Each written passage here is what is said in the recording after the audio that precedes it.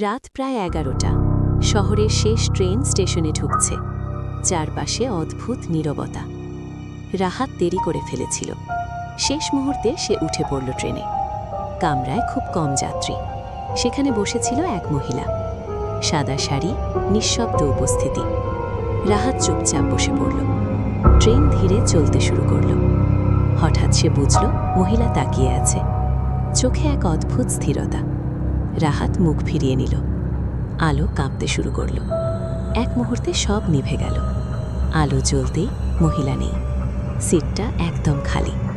তার বুক ধড়ফড় করছে। দরজা ভেতর থেকে বন্ধ। অন্য কোথাও যাওয়ার পথ নেই। হঠাৎ কানে ভেসে এলো ফিসফিস, তুমি আমার সিটে বসেছ।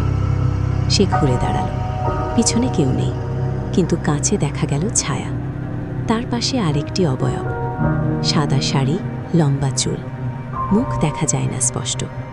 হঠাৎ প্রবল ঝাঁকুনি। ট্রেন থেমে গেল। রাহাত মেঝেতে পড়ে গেল। দরজা খুলছে না। আলো লাল হয়ে উঠল।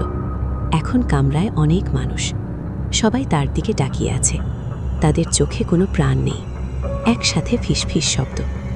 রাহাত চিৎকার করতে চাইল, কিন্তু কোনো শব্দ বের হলো না। মহিলা সামনে এসে দাঁড়ালো। সে ধীরে মুখ তুলল। তার মুখ অস্বাভাবিক ফ্যাকাশে। এই ট্রেন কখনো শেষ হয় না। সব আবার অন্ধকার, সম্পূর্ণ নীরবতা। পরদিন সকাল। ট্রেনে পাওয়া গেল এক যুবক। সে নাকি একাই ছিল, কিন্তু সে কারো সাথে কথা বলছিল।